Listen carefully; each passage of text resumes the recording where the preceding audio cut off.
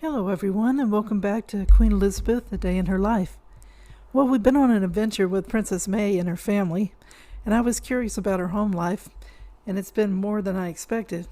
So now we'll continue on with Princess May being suggested as a wife for Queen Victoria's grandson, Eddie.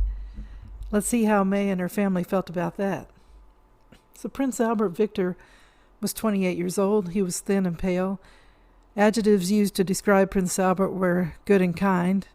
Other adjectives, though, were not so kind. He was also thought of as backward and utterly listless. He was self-indulgent and not on time for things. He wasn't given an education, so he wasn't interested in anything. Prince Eddie didn't have the temperament of his parents, but he did have their charm. He was attractive to women, and he would prefer pursuing pleasure than work, which wasn't good for the future King of England. When he was born, he was feeble in health. A tutor for Prince Eddie and his brother, Prince George, thought that they would be educated together. It would be a better idea, because he felt like Prince Albert needed Prince George's company to make him work at all. Prince Eddie went into the army, but it didn't interest him very much, and the Prince of Wales realized that it was a waste of time, and he got his son out of there. It was thought that Prince Albert Victor needed a wife that had considerable character. Prince Albert had a love for Princess Alix of Hesse.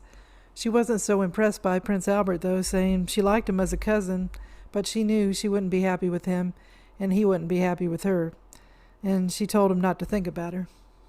Prince Albert wasn't very sad over the breakup for long, because by the end of the month he was in love again.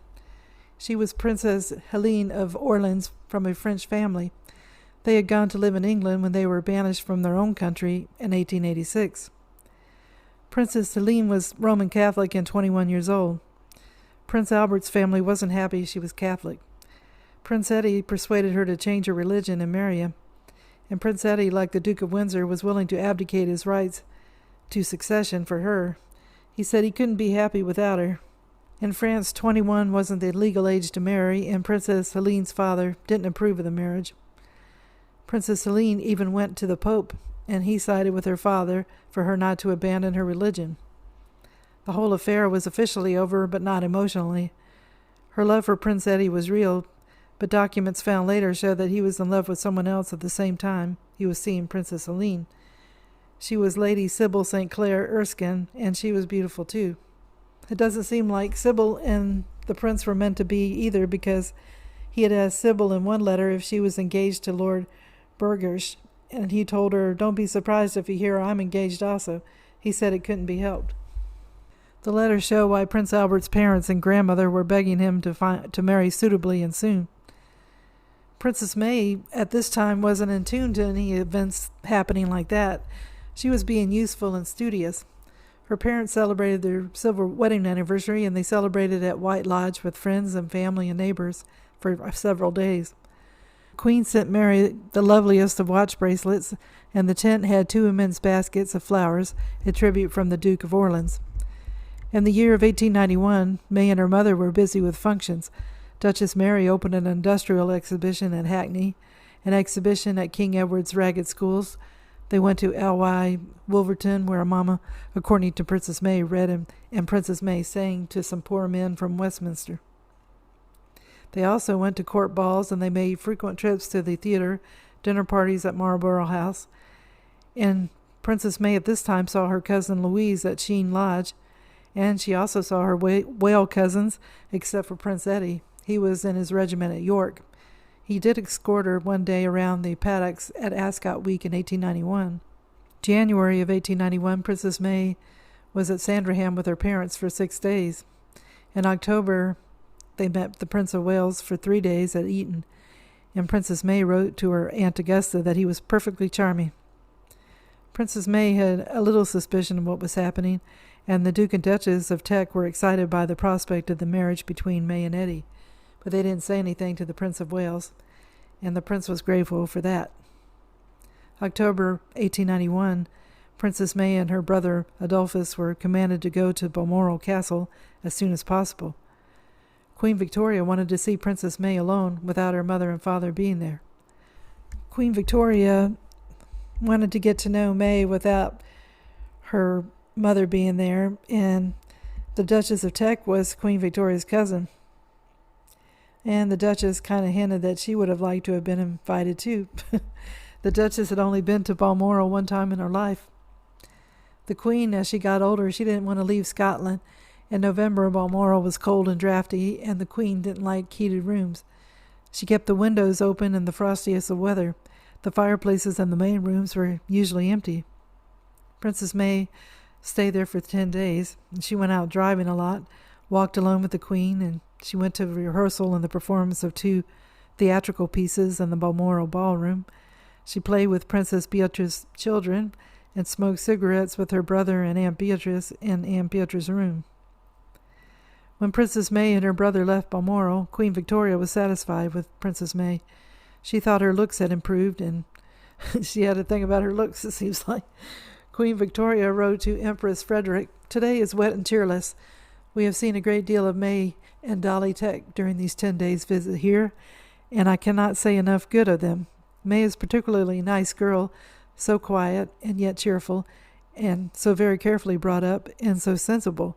She's grown up very pretty." Empress Frederick sent a reply, and she wondered whether Eddie would marry May because some people have said that May was superficial. Queen Victoria responded that she thought Eddie would try and marry her because she was a superior girl, quiet and reserved till you get to know her well. And Queen Victoria said that May was the opposite of superficial, and she didn't have frivolous tastes, and she was carefully brought up and well-informed and always occupied.